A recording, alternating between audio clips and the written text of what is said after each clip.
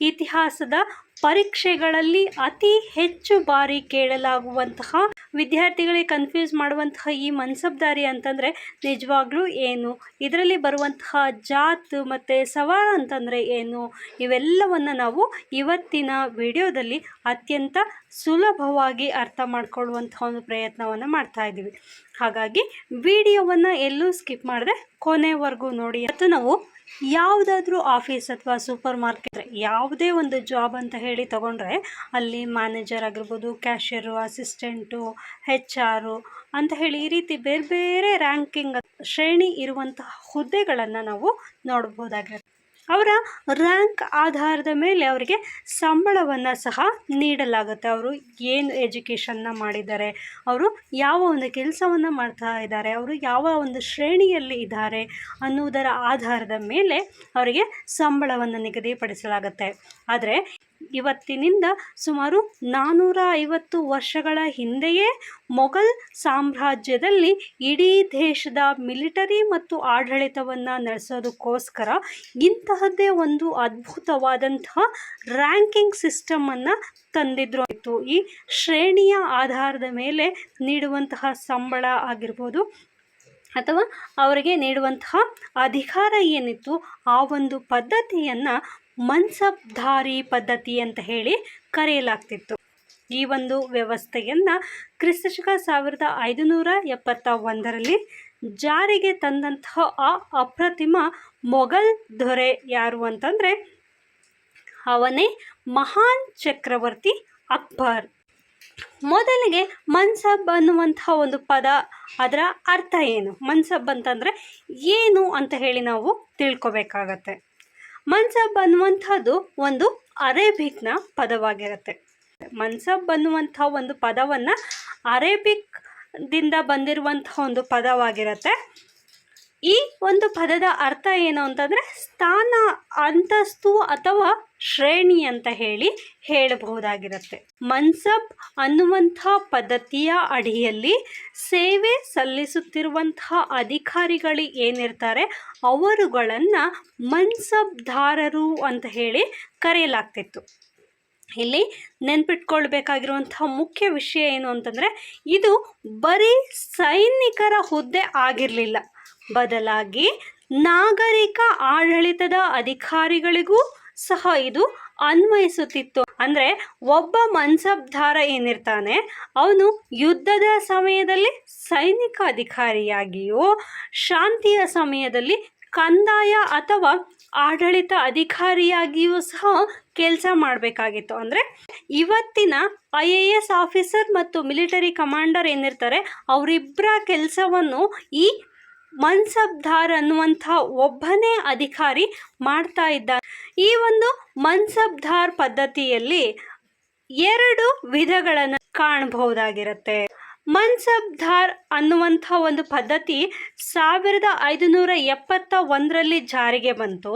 ಆದರೆ ಇದು ಅಕ್ಬರನು ಕ್ರಿಸ್ತಶಕ 1595ರಲ್ಲಿ, ಅಂದರೆ ಒಂದು 24 ವರ್ಷಗಳ ನಂತರ ಈ ಪದ್ಧತಿಯನ್ನು ಮತ್ತಷ್ಟು ನಿಖರಗೊಳಿಸಲು ಪ್ರತಿಯೊಬ್ಬ ಮನ್ಸಬ್ದಾರನ ಹುದ್ದೆಯನ್ನು 2 ಭಾಗಗಳಾಗಿ ವಿಂಗಡಿಸಿದನು. ಕ್ರಿಸ್ತಶಕ 1571ರಲ್ಲಿ ಈ ಒಂದು ಪದ್ಧತಿಯನ್ನು ಜಾರಿಗೆ ತರಲಾಯಿತು, ಮನ್ಸಬ್ದಾರಿ ಪದ್ಧತಿಯನ್ನು ಜಾರಿಗೆ ತರಲಾಯಿತು. ಕ್ರಿಸ್ತಶಕ 1595ರಲ್ಲಿ ಇದರಲ್ಲಿ ಕೆಲವೊಂದಷ್ಟು ಬದಲಾವಣೆಗಳನ್ನು ಮಾಡಲಾಯಿತು.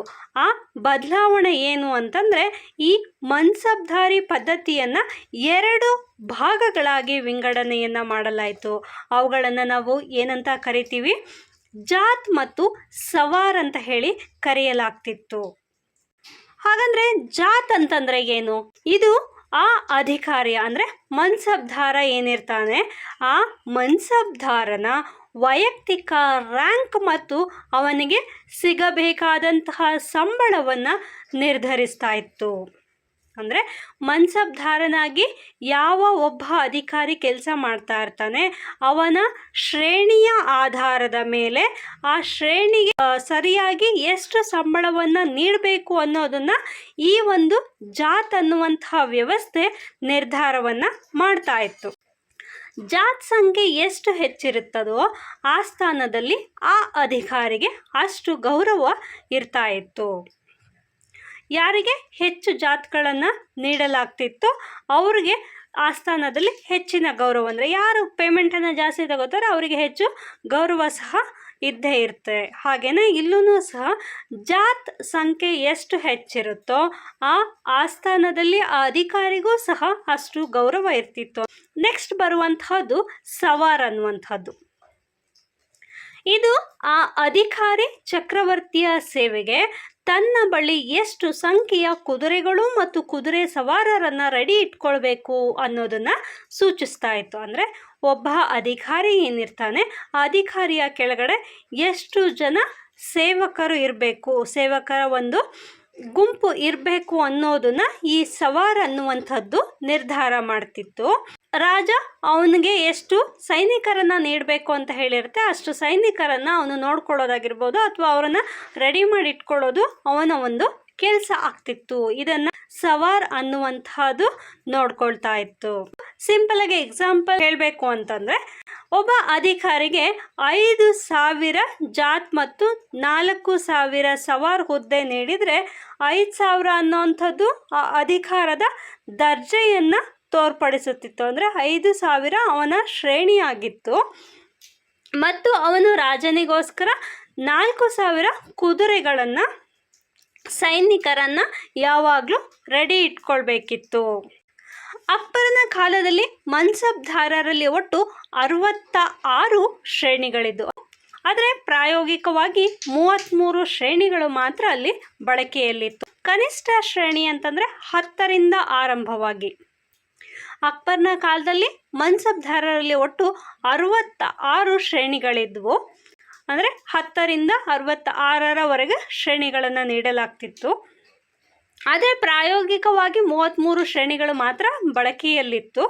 ಕನಿಷ್ಠ ಶ್ರೇಣಿ ಅಂತಂದರೆ ಕಡಿಮೆ ಅಂತಂದರೆ 10ರಿಂದ ಆರಂಭವಾಗಿ ಗರಿಷ್ಠ ಅಂದರೆ 10,000ವರೆಗೆ ಇರ್ತಿತ್ತು. ಅಂದರೆ ಅವನ ಅಂಡರಲ್ಲಿ ಬರುವಂತಹ ಸೈನಿಕರೇನಿರ್ತಾರೆ 10 ಜನದಿಂದ ಸ್ಟಾರ್ಟ್ ಆಗಿ 10,000ವರೆಗೆ ಇರ್ತಾ ಇತ್ತು ಅಂತ ಹೇಳ್ಬೋದು.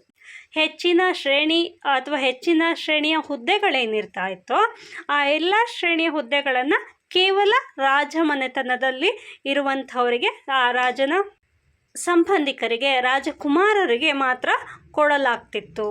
ಆದರೆ ಅಕ್ಬರ್ ಎಷ್ಟು ದಕ್ಷ ರಾಜ ಅಂತಂದರೆ ಸಾಮರ್ಥ್ಯದ ಆಧಾರದ ಮೇಲೆ ರಾಜ ಮಾನ್ಸಿಂಗ್ ಮತ್ತು ಮಿರ್ಜಾ ಅಜೀಜ್ ಕೋಕಾ ಅವರಿಗೆ 7,000 ಮನ್ಸಬ್ಗಳನ್ನು ನೀಡಿ ಗೌರವಿಸಿದ್ದನು ಅಂತ ಹೇಳಲಾಗ್ತಿತ್ತು. ಇನ್ನು ನೇಮಕಾತಿ ವಿಚಾರಕ್ಕೆ ಬಂದರೆ, ಅಂದರೆ ಮನ್ಸಬ್ದಾರರು ಏನಿರ್ತಾರೆ, ಆ ಅಧಿಕಾರಿಗಳೇನಿರ್ತಾರೆ ಅವರ ನೇಮಕಾತಿ, ಪ್ರಮೋಷನ್ ಆಗಿರ್ಬೋದು ಅಥವಾ ಡಿಸ್ಮಿಸ್ ಅಂದರೆ ಕೆಲಸದಿಂದ ತೆಗೆದುಹಾಕುವಂತಹ ಸಂಪೂರ್ಣ ಪವರ್ ಯಾರಿಗಿತ್ತು ಅಂತಂದರೆ ಚಕ್ರವರ್ತಿಯಾಗಿರುವಂತಹ ಅಕ್ಬರನಿಗೆ ಮಾತ್ರ ಇತ್ತು ಅಂತಲೇ ಹೇಳಬಹುದು. ಇದು ವಂಶ ಪಾರಂಪರ್ಯವಾದಂತಹ ಹುದ್ದೆ ಆಗಿರಲಿಲ್ಲ. ಅಂದರೆ ಈ ಒಂದು ಮನ್ಸಬ್ದಾರ್ ಅನ್ನುವಂಥ ಒಂದು ಪದವಿ ಏನಿತ್ತು ಈ ಪದವಿ ವಂಶ ಪಾರಂಪರ್ಯವಾಗಿ ಇರಲಿಲ್ಲ. ಅಂದರೆ ಈಗ ಅಪ್ಪ ಮನ್ಸಬ್ದಾರ ಆಗಿದ್ದಾನೆ ಅಂತಂದರೆ ಮಗನಿಗೂ ಸಹ ಅಪ್ಪನ ನಂತರ, ಅಂದರೆ ಅಪ್ಪ ತೀರ್ಕೊಂಡ ನಂತರ ಮಗನಿಗೆ ಆ ಹುದ್ದೆಯನ್ನು ತಾನಾಗೆ ಕೊಡೋದಕ್ಕೆ ಸಾಧ್ಯ ಇರಲಿಲ್ಲ. ಬದಲಾಗಿ ಅವನಿಗೇನಾದರೂ ಆ ಹುದ್ದೆ ಬೇಕು ಅಂತಂದರೆ ಮಗ ಆ ಒಂದು ಹುದ್ದೆಯನ್ನು ತೆಗೆದುಕೊಳ್ಳೋದಕ್ಕೆ ಎಷ್ಟು ಸಮರ್ಥನಿದ್ದಾನೆ ಅನ್ನುವಂಥದ್ದನ್ನು ತನ್ನ ಸಾಮರ್ಥ್ಯವನ್ನು ಸಾಬೀತುಪಡಿಸಿ ಅವನು ಕೆಳದರ್ಜೆಯಿಂದ ಒಂದು ದರ್ಜೆಗೆ ಬರಬೇಕಿತ್ತು. ಆ ರೀತಿ ಒಂದು ಪದ್ಧತಿಯನ್ನು ಈ ಅಕ್ಬರ್ ಜಾರಿಗೆ ತಂದಿದ್ದ. ಇನ್ನು ಈ ಪದ್ಧತಿಯ ಅತ್ಯಂತ ಕಟ್ಟುನಿಟ್ಟಾದ ನಿಯಮ ಅಂತಂದರೆ ಅದು ಜಬ್ದಿ ನೀತಿ. ಒಬ್ಬ ಮನ್ಸಬ್ದಾರ ಅಧಿಕಾರಿ ಏನಿರ್ತಾನೆ ಅವನು ಮರಣ ಹೊಂದಿದ ತಕ್ಷಣ ಏನಾಗ್ತಿತ್ತು, ಅವನಿಗೆ ಸಂಬಂಧಪಟ್ಟಂತಹ ಅವನ ಇಡೀ ಆಸ್ತಿ ಹಾಗೂ ಜಮೀನನ್ನು ಸರ್ಕಾರ ಮುಟ್ಟುಗೋಲು ಹಾಕ್ಕೊಳ್ತಿತ್ತು. ಅಂದರೆ ಸರ್ಕಾರ ತನ್ನ ವಶಕ್ಕೆ ತೆಗೆದುಕೊಳ್ತಿತ್ತು.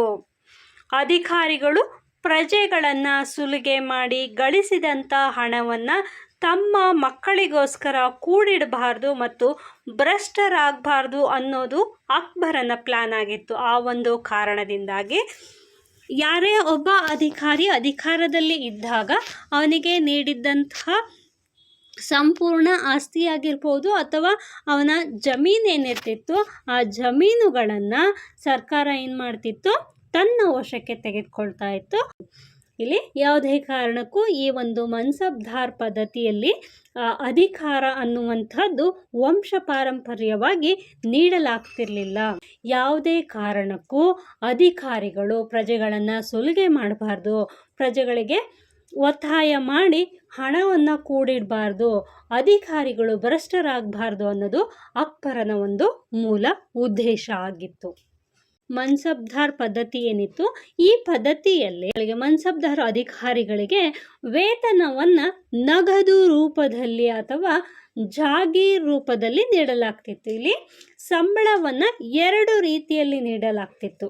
ಮನ್ಸಬ್ದಾರ್ ಅಧಿಕಾರಿಗಳೇನಿರ್ತಾರೆ ಅವರಿಗೆ ವೇತನವನ್ನು 2 ರೀತಿಯಲ್ಲಿ ನೀಡಲಾಗ್ತಿತ್ತು. ಮೊದಲನೆಯದು ನಗದು ರೂಪ, ಇನ್ನೊಂದು ಜಾಗೀರ್ ಅಥವಾ ಭೂಮಿಯನ್ನು ಕೊಡುವ ರೂಪದಲ್ಲಿ ನೀಡಲಾಗ್ತಿತ್ತು. ನಗದು ಅಂದರೆ ನೇರವಾಗಿ ಅವರಿಗೆ ಹಣವನ್ನು ನೀಡಲಾಗ್ತಿತ್ತು. ಜಾಗೀರ್ ಅಂತಂದರೆ ಒಬ್ಬ ರಾಜ ಈಗ ಒಬ್ಬ ಅಧಿಕಾರಿಗೆ ಒಂದಿಷ್ಟು ಜಮೀನನ್ನು ಕೊಟ್ಟ ಅಂತಂದರೆ ಅವನ ಸಂಬಳ ಎಷ್ಟಿರುತ್ತೆ, ಒಂದು 5,000 ಅವನ ಸಂಬಳ ಇತ್ತು ಅಂತಂದರೆ ಆ 5,000 ಆ ಜಮೀನಿನಲ್ಲಿ ಕಂದಾಯವಾಗಿ ವಸೂಲಿ ಆಗಬೇಕಿತ್ತು. ಅಷ್ಟು ಭೂಮಿಯನ್ನು ಅವನಿಗೆ ಕೊಡ್ತಾ ಇದ್ದ. ಆಗ ಏನು ಮಾಡ್ತಿದ್ದ, ಆ ಅಧಿಕಾರಿ ತಾನೇ ಹೋಗಿ ಹೊಲದಲ್ಲಿ ಉಳುಮೆ ಮಾಡ್ತಿರ್ಲಿಲ್ಲ, ಬದಲಾಗಿ ಆ ಭೂಮಿಯನ್ನು ಉಳುಮೆ ಮಾಡುವಂತಹ ರೈತರಿಗೆ ನೀಡ್ತಿದ್ದ. ರೈತರು ಉಳುಮೆ ಮಾಡಿಕೊಂಡು ಆ ಒಂದು ಭೂಮಿಗೆ, ತಾವು ಉಳುಮೆ ಮಾಡ್ತಿರುವಂತಹ ಭೂಮಿಗೆ ಏನು ಮಾಡ್ತಿದ್ರು, ಕಂದಾಯವನ್ನು ಸರ್ಕಾರಕ್ಕೆ ಕಟ್ಟಬೇಕಿತ್ತು. ಆ ಸರ್ಕಾರಕ್ಕೆ ಕಟ್ಟೋದ್ರ ಬದಲು ಈ ಅಧಿಕಾರಿ ಏನಿರ್ತಾನೆ ಅವನಿಗೆ ಕಟ್ತಾ ಇದ್ರು. ಇದರಿಂದ ಏನಾಗ್ತಿತ್ತು, ಅವನು ಆ ಕಂದಾಯ ಏನು ಬರುತ್ತೆ ಅದನ್ನೇ ಸಂಬಳವಾಗಿ ಸ್ವೀಕರಿಸ್ತಾ ಇದ್ದ. ಇಲ್ಲಿ ರಾಜನಿಂದ ಅಥವಾ ಚಕ್ರವರ್ತಿಯಿಂದ ಯಾವುದೇ ರೀತಿಯಾದಂತಹ ಸಂಬಳವನ್ನು ತೆಗೆದುಕೊಳ್ತಿರ್ಲಿಲ್ಲ. ಇದಿಷ್ಟು ಸಂಬಳವನ್ನು ತೆಗೆದುಕೊಳ್ಳುವಂತಹ ಒಂದು ನಿಯಮ ಅಥವಾ ಪದ್ಧತಿಯಾಗಿತ್ತು. ನೆಕ್ಸ್ಟು ದಾಗ್ ಅನ್ನುವಂಥದ್ದು ಅಂದರೆ ಅಧಿಕಾರಿಗಳು ತಪಾಸಣೆಯ ಸಮಯದಲ್ಲಿ ಬೇರೆಯವರ ಕುದುರೆಗಳನ್ನು ತಂದು ತೋರಿಸಿ ಮೋಸ ಮಾಡಬಾರ್ದು ಅಂತ ಹೇಳಿ ಕುದುರೆಗಳ ಮೇಲೆ ರಾಜಮನೆತನದ ಮುದ್ರೆ ಒತ್ತುವಂಥ ಒಂದು ಪದ್ಧತಿಯನ್ನು ಸಹ ಜಾರಿಗೆ ತಂದ. ಅಧಿಕಾರಿಗಳು ರಾಜನಿಗೆ ಮೋಸ ಮಾಡಬಾರ್ದು, ಮೋಸವನ್ನು ತಡೆಯೋದಕ್ಕೋಸ್ಕರ ಅಂದರೆ ಸೈನ್ಯಾಧಿಕಾರಿಗಳೇನಿರ್ತಾರೆ ಅವರು ರಾಜನಿಗೆ ಅಥವಾ ಚಕ್ರವರ್ತಿಗೆ ಯಾವುದೇ ರೀತಿಯಾಗಿ ಮೋಸ ಮಾಡಬಾರ್ದು ಅನ್ನುವಂಥ ಒಂದು ಉದ್ದೇಶದಿಂದ ಅವನು 2 ಪದ್ಧತಿಗಳನ್ನು ಜಾರಿಗೆ ತಂದ. ಯಾವುದು ಅಂತಂದರೆ ಮೊದಲನೇದಾಗಿ ದಾಗ್ ಅನ್ನುವಂಥದ್ದು, ಎರಡನೇದಾಗಿ ಚೆಹರಾ ಅಂತ ಹೇಳಿ ಕರಿಬಹುದಾಗಿರುತ್ತೆ. ದಾಗ್ ಅಂದರೆ ಸಿಂಪಲಾಗಿ ಹೇಳಬೇಕು ಅಂದರೆ ಸೀಲ್ ಹಾಕೋದು ಅಂತ ಹೇಳ್ಬೋದು. ಅಂದರೆ ಅಧಿಕಾರಿಗಳೇನಿರ್ತಾರೆ ಅವರು ತಪಾಸಣೆ ಮಾಡುವಂತಹ ಸಮಯದಲ್ಲಿ ಅಂದರೆ ಆ ಚಕ್ರವರ್ತಿಯ ಸೈನಿಕರೇನಿರ್ತಾರೆ ಸೈನಿಕನ ಹತ್ರ ಇರುವಂತಹ ಕುದುರೆ ಹೇಗಿದೆ, ಯುದ್ಧಕ್ಕೆ ಯೋಗ್ಯವಾಗಿದೆಯಾ ಇಲ್ವಾ ಅಂತ ಹೇಳಿ ತಪಾಸಣೆಯನ್ನು ಮಾಡಲಾಗ್ತಿರತ್ತೆ ಆಗಾಗ. ಅಂಥ ಒಂದು ಸಂದರ್ಭದಲ್ಲಿ ಅಧಿಕಾರಿಗಳು ಹಣದ ಆಸೆಗೋಸ್ಕರ ತಪಾಸಣೆಯ ಸಮಯದಲ್ಲಿ ಬೇರೆಯವರ ಕುದುರೆಗಳನ್ನು ತಂದು ತೋರಿಸಿ ಮೋಸ ಮಾಡಬಾರ್ದು, ಇಲ್ಲಿ ರಾಜನಿಗೆ ಯಾವುದೇ ರೀತಿ ಮೋಸ ಆಗಬಾರ್ದು ಅನ್ನುವಂಥ ಒಂದು ಕಾರಣಕ್ಕೋಸ್ಕರ ಏನು ಮಾಡ್ತಿದ್ರು, ಆ ರಾಜ ಮನೆತನಕ್ಕೆ ಸಂಬಂಧಪಟ್ಟಂತಹ ಸೈನ್ಯದ ಕುದುರೆಗಳಿಗೆ ಒಂದು ಸೀಲನ್ನು ಒತ್ತಲಾಗ್ತಿತ್ತು. ಇದನ್ನು ಏನಂತ ಕರೀತಾರೆ, ದಾಗ್ ಅಂತ ಹೇಳಿ ಕರೀತಾರೆ. ಸೀಲ್ ಅಥವಾ ಮುದ್ರೆ ಒತ್ತುವಂತಹ ಒಂದು ಪದ್ಧತಿ ಏನಿತ್ತು ಇದನ್ನು ದಾಗ್ ಅಂತ ಹೇಳಿ ಕರೀತಾರೆ. ಇದನ್ನು ಜಾರಿಗೆ ತಂದಂಥ ಉದ್ದೇಶ ಇಷ್ಟೇ, ಯಾವುದೇ ಅಧಿಕಾರಿಗಳು ರಾಜನಿಗೆ ಮೋಸ ಮಾಡಬಾರ್ದು ಅನ್ನುವಂಥದ್ದಾಗಿತ್ತು. ನಂತರ ಚೆಹರಾ, ಇಲ್ಲಿ ಕುದುರೆಗಳು ಮೋಸ ಆಗಬಾರ್ದು ಅನ್ನೋ ಕಾರಣಕ್ಕೆ ದಾಗನ್ನು ಮಾಡ್ತಿದ್ರು, ಅಂದರೆ ಮುದ್ರೆ ಒತ್ತುವಂಥ ಒಂದು ಪದ್ಧತಿಯನ್ನು ಜಾರಿಗೆ ತಂದರು. ಆದರೆ ಸೈನಿಕರು ಇಲ್ಲಿ ಯಾರೋ ಅಸಮರ್ಥನನ್ನು ತೆಗೆದುಕೊಂಡು ಬಂದು ಸೈನ್ಯದಲ್ಲಿ ಬಿಟ್ಬಿಟ್ಟು ಯುದ್ಧ ಮಾಡು ಅಂತಂದರೆ ಅವನಿಗೆ ಯುದ್ಧವನ್ನು ಮಾಡೋದಕ್ಕೆ ಸಾಧ್ಯ ಆಗೋದಿಲ್ಲ. ಹಾಗಾಗಿ ಸೈನ್ಯಕ್ಕೆ ಸೇರುವಾಗ ಆ ಸೇನಾಧಿಕಾರಿ ಏನು ಮಾಡಬೇಕು, ಪ್ರತಿಯೊಬ್ಬ ಸೈನಿಕನ ದೈಹಿಕ ಗುರುತುಗಳನ್ನು ಬರೆದಿಟ್ಟುಕೊಳ್ಳುವಂತಹ ಒಂದು ಪದ್ಧತಿಯನ್ನು ಜಾರಿಗೆ ತರಲಾಯಿತು. ಇಲ್ಲಿ ಯಾರೋ ಒಬ್ಬನ ಕರ್ಕೊಂಬಂದು ತೋರಿಸಿ ಇವನು ಸೈನಿಕ ಅಂತ ಹೇಳಿ ಇನ್ನೊಬ್ಬನ ಯುದ್ಧದಲ್ಲಿ ಕರ್ಕೊಂಬಂದು ನಿಲ್ಲಿಸಬಾರ್ದು. ಇದರಿಂದ ಏನಾಗುತ್ತೆ, ಯುದ್ಧದಲ್ಲಿ ಸೋಲುವಂತಹ ಸಾಧ್ಯತೆ ಇರುತ್ತೆ. ಹಾಗಾಗಿ ಯುದ್ಧಕ್ಕೆ ಸಮರ್ಥನಾಗಿರುವಂತಹವನ್ನೇ ಸೈನಿಕನಾಗಿರಬೇಕು ಅನ್ನುವಂತಹ ಕಾರಣಕ್ಕೆ, ಹಾಗೆಯೇ ಅದೇ ವ್ಯಕ್ತಿ ಇಲ್ಲಿ ಯುದ್ಧದಲ್ಲೂ ಸಹ ಪಾಲ್ಗೊಂಡಿದ್ದ ಅನ್ನೋದಕ್ಕೆ ಗೊತ್ತಾಗಲಿ ಎನ್ನುವಂಥ ಒಂದು ಕಾರಣಕ್ಕೋಸ್ಕರ ಅವರ ಐಡೆಂಟಿಟಿಯನ್ನು, ಗುರುತುಗಳನ್ನು ಅಥವಾ ಐಡೆಂಟಿಟಿಯನ್ನು ಬರೆದಿಟ್ಟುಕೊಳ್ಳುವಂತಹ ಒಂದು ಸಿಸ್ಟಮನ್ನು ಜಾರಿಗೆ ತರಲಾಯಿತು. ಇದನ್ನು ಏನಂತ ಕರೀತಾರೆ, ಚೆಹರಾ ಅಂತ ಹೇಳಿ ಇದನ್ನು ಕರಿತಾ ಇದ್ರು. ಕೊನೆಯದಾಗಿ ಹೇಳಬೇಕು ಅಂತಂದರೆ, ಈ ಒಂದು ಪದ್ಧತಿಯನ್ನು ಅಂದರೆ ಮನ್ಸಬ್ದಾರಿ ಪದ್ಧತಿಯನ್ನು ಏನು ಜಾರಿಗೆ ತಂದಿದ್ರು, ಈ ಮನ್ಸಬ್ದಾರಿ ಪದ್ಧತಿಯ ಗುಣ ಮತ್ತು ಅವಗುಣಗಳು ಅಥವಾ ದೋಷಗಳನ್ನು ನಾವು ನೋಡೋದಾದರೆ, ಇದರಿಂದ ಉಪಯೋಗ ಮತ್ತು ದೋಷಗಳನ್ನು ನಾವು ನೋಡೋದಾದರೆ, ಮೊದಲನೇದಾಗಿ ಲಾಭಗಳೇನಿತ್ತು, ಈ ಪದ್ಧತಿಯನ್ನು ಜಾರಿಗೆ ತಂದಂತಹ ಮುಖ್ಯ ಉದ್ದೇಶ ಏನಾಗಿತ್ತು ಅಂದರೆ ಸಾಮಂತ ರಾಜರ ದಂಗೆಗೆ ಕೊನೆಯಾಯಿತು. ಸಾಮಂತ ರಾಜರು ಅಂತಂದರೆ ಚಕ್ರವರ್ತಿಗೆ ಯಾರೆಲ್ಲ ಕಪ್ಪ ಕಾಣಿಕೆಯನ್ನು ಸಲ್ಲಿಸ್ತಾ ಇರ್ತಾರೆ ಆ ಎಲ್ಲ ರಾಜರುಗಳು ಅಂದರೆ ಚಕ್ರವರ್ತಿಯ ವಿರುದ್ಧ ಯುದ್ಧದಲ್ಲಿ ಸೋತು ಅವನಿಗೆ ಕಪ್ಪ ಕಾಣಿಕೆಯನ್ನು ಕೊಟ್ಟು ಅವರ ರಾಜ್ಯವನ್ನು ಅವರೇ ಆಳ್ವಿಕೆ ಮಾಡುವಂಥವರು ರಾಜರೇನಿರ್ತಾರೆ ಅವರನ್ನು ಸಾಮಂತ ರಾಜರು ಅಂತ ಹೇಳಿ ಕರೀತಾರೆ. ಅಂದರೆ ಈಗ ಅಕ್ಬರ್ ಒಬ್ಬ ರಾಜನ ಮೇಲೆ ದಂಡೆತ್ತಿ ಹೋಗಿ ಆ ರಾಜನನ್ನು ಸೋಲಿಸ್ದ ಅಂತಂದರೆ ಅವನು ಆ ಒಂದು ಕಂಪ್ಲೀಟ್ ರಾಜ್ಯವನ್ನು ಯಾರು ಗೆದ್ದಿರ್ತಾನೆ ಅವನಿಗೆ ಬಿಟ್ಕೊಡ್ಬೇಕಾಗತ್ತೆ. ಆದರೆ ಆ ರಾಜನಿಗೆ ತನ್ನ ರಾಜ್ಯವನ್ನು ಬಿಟ್ಕೊಡೋದಕ್ಕೆ ಇಷ್ಟ ಇಲ್ಲ ಅಂತಂದರೆ ಅವನೇನು ಮಾಡ್ತಿದ್ದ, ನಾನೇ ರಾಜ್ಯಭಾರವನ್ನು ಮಾಡ್ತೀನಿ, ಬದಲಿಗೆ ಈ ರಾಜ್ಯಕ್ಕೆ ಇಷ್ಟು ಕಪ್ಪ ಕಾಣಿಕೆಯನ್ನು ನಾನು ನಿನಗೆ ಸಲ್ಲಿಸ್ತೀನಿ ಅಂತ ಹೇಳಿ ಒಪ್ಪಂದವನ್ನು ಮಾಡ್ಕೊಂಡಿರ್ತಿದ್ದ. ಆ ಒಂದು ರಾಜರೇನಿರ್ತಾರೆ ಅಂದರೆ ಸೋತು ಇವನಿಗೆ ಕಪ್ಪ ಕಾಣಿಕೆಯನ್ನು ಸಲ್ಲಿಸುವಂತಹ ರಾಜರೇನಿರ್ತಾರೆ ಅವರನ್ನು ಸಾಮಂತ ರಾಜರು ಅಂತ ಹೇಳಿ ಕರೆಯಲಾಗತ್ತೆ. ಆ ಸಾಮಂತ ರಾಜರು ಏನು ಮಾಡ್ತಿದ್ರು, ಒಳಂದೊಳಗೆ ಕೆಲವೊಂದಷ್ಟು ಸಂಚುಗಳನ್ನು ಮಾಡಿ ಚಕ್ರವರ್ತಿಯ ವಿರುದ್ಧ ಯುದ್ಧ ಮಾಡುವಂತಹ ಸಾಧ್ಯತೆ ಇತ್ತು, ಅಥವಾ ಚಕ್ರವರ್ತಿಯ ವಿರುದ್ಧ ದಂಗೆ ಏಳುವಂತಹ ಸಾಧ್ಯತೆ ಇತ್ತು. ಈ ಎಲ್ಲ ದಂಗೆಗಳು ಕೊನೆಯಾಯಿತು ಅಂತಲೇ ಹೇಳಬಹುದಾಗಿದೆ. ನೆಕ್ಸ್ಟ್, ಅಧಿಕಾರಿಗಳು ನೇರವಾಗಿ ರಾಜನ ಕಂಟ್ರೋಲ್ಗೆ ಬಂದರು. ಅವನನ್ನು ಆಯ್ಕೆ ಮಾಡೋದಾಗಿರಲಿ ಅಥವಾ ಅವನನ್ನು ಕೆಲಸದಿಂದ ತೆಗೆದುಹಾಕೋದಾಗಿರಲಿ ಅಥವಾ ಅವನನ್ನು ನೆಕ್ಸ್ಟ್ ಲೆವೆಲ್ಗೆ ಪ್ರಮೋಟ್ ಮಾಡೋದಾಗಿರಲಿ, ಇದೆಲ್ಲ ಕಂಟ್ರೋಲ್ ಯಾರ ಕೈಲಿತ್ತು, ಈ ಚಕ್ರವರ್ತಿಯ ಕೈಯಲ್ಲಿತ್ತು. ಹಾಗಾಗಿ ಈ ಅಧಿಕಾರಿಗಳು ನೇರವಾಗಿ ರಾಜನ ಕಂಟ್ರೋಲ್ಗೆ ಬಂದರು.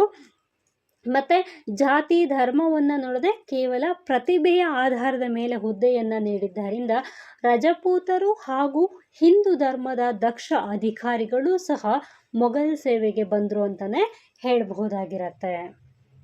ಇಲ್ಲಿ ಯಾವುದೇ ರೀತಿಯಾದಂತಹ ಧರ್ಮ ಆಧಾರದ ಮೇಲೆ ಕೆಲಸವನ್ನು ಅಥವಾ ಹುದ್ದೆಗಳನ್ನು ನೀಡಲಾಗ್ತಿರ್ಲಿಲ್ಲ, ಬದಲಾಗಿ ಅವನ ಅರ್ಹತೆಯ ಆಧಾರದ ಮೇಲೆ ಹುದ್ದೆಯನ್ನು ನೀಡ್ತಾ ಇದ್ದಿದ್ದರಿಂದ ಇಲ್ಲಿ ಯಾವುದೇ ರೀತಿಯಾದಂತಹ ಜಾತಿ ಭೇದವಿಲ್ಲದೆ ಎಲ್ಲರೂ ಸಹ ಈ ಮೊಘಲ್ ಸೇವೆಗೆ ಬಂದು ಸೇರಿಕೊಂಡ್ರು ಅಂತಲೇ ಹೇಳಬಹುದಾಗಿರತ್ತೆ. ಹಾಗೆಯೇ ಈ ಒಂದು ಪದ್ಧತಿಯನ್ನು ಅಂದರೆ ಮನ್ಸಬ್ದಾರ್ ಪದ್ಧತಿಯನ್ನು ಜಾರಿಗೆ ತಂದಿದ್ದರಿಂದ ಏನೆಲ್ಲ ದೋಷಗಳು ಇತ್ತು ಅಥವಾ ಈ ಒಂದು ಪದ್ಧತಿಯಲ್ಲಿ ಯಾವೆಲ್ಲ ದೋಷಗಳಿತ್ತು ಅಂತಂದರೆ, ಸೈನಿಕರನ್ನು ಮನ್ಸಬ್ದಾರರೇ ನೇಮಿಸುತ್ತಿದ್ದರಿಂದ ಸೈನಿಕರು ಚಕ್ರವರ್ತಿಗಿಂತ ಹೆಚ್ಚಾಗಿ ತಮಗೆ ಸಂಬಳ ಕೊಡುವಂತಹ ಮನ್ಸಬ್ದಾರನಿಗೆ ನಿಷ್ಠರಾಗಿರ್ತಿದ್ರು. ಇಲ್ಲಿ ಒಂದೇ ಒಂದು ದೋಷ ಏನಾಯಿತು ಅಂತಂದರೆ, ಸೈನಿಕರೇನಿರ್ತಾರೆ ಸೈನಿಕರು ನೇರವಾಗಿ ರಾಜನ ಕಂಟ್ರೋಲಲ್ಲಿ ಇರ್ತಿರ್ಲಿಲ್ಲ, ಬದಲಾಗಿ ಇವರಿಗೆ ಮಧ್ಯವರ್ತಿಯಾಗಿ ಇಲ್ಲೊಬ್ಬ ಯಾರು ಇರ್ತಾ ಇದ್ದ, ಅಧಿಕಾರಿ ಮನ್ಸಬ್ದಾರ ಇರ್ತಿದ್ದ. ಹಾಗಾಗಿ ಈ ಸೈನಿಕರನ್ನು ಆಯ್ಕೆ ಮಾಡೋದಾಗಿರ್ಬೋದು ಅಥವಾ ಸೈನಿಕರನ್ನು ಕೆಲಸದಿಂದ ತೆಗೆದುಹಾಕೋದಾಗಿರ್ಬೋದು, ಇದೆಲ್ಲ ಆಗು ಹೋಗುಗಳನ್ನು ನೋಡ್ಕೊಳ್ತಿದ್ದಿದ್ದು ಯಾರು, ಮನ್ಸಬ್ದಾರರಾಗಿರ್ತಿದ್ರು. ಹಾಗಾಗಿ ಇಲ್ಲಿ ಸೈನಿಕರು ಮತ್ತು ರಾಜರ ನಡುವೆ ಯಾವುದೇ ರೀತಿಯಾದಂತಹ ಕನೆಕ್ಷನ್ ಇಲ್ಲದೆ ಇದ್ದಿದ್ದರಿಂದ ಸೈನಿಕರೇನಾದರೂ ತಮಗೆ ಯಾರು ಕೆಲಸವನ್ನು ಕೊಟ್ಟಿರ್ತಾರೆ ಅಂತಹ ಒಬ್ಬ ಅಧಿಕಾರಿ ಮನ್ಸಬ್ದಾರನಿಗೆ ನಿಷ್ಠರಾಗಿರ್ತಿದ್ರು. ಅಂದರೆ ಮನ್ಸಬ್ದಾರ ಏನು ಹೇಳ್ತಾನೆ ಅದನ್ನು ಕೇಳ್ತಾ ಇದ್ರು. ಇಲ್ಲಿ ಯುದ್ಧದ ಸಮಯದಲ್ಲಿ ಮನ್ಸಬ್ದಾರ ಒಂದು ವೇಳೆ ನೀವು ಹೋಗ್ಬಿಡಿ ಅಲ್ಲಿ ಯುದ್ಧಕ್ಕೆ ಅಂತ ಹೇಳಿದರೆ ಅವರು ಯುದ್ಧಕ್ಕೆ ಹೋಗ್ತಿರ್ಲಿಲ್ಲ. ಈ ರೀತಿ ಏನಾಗ್ತಿತ್ತು, ಮನ್ಸಬ್ದಾರ ಮತ್ತು ಸೈನಿಕರ ನಡುವೆ ಮಾತ್ರ ಸಂಬಂಧ ಇತ್ತು.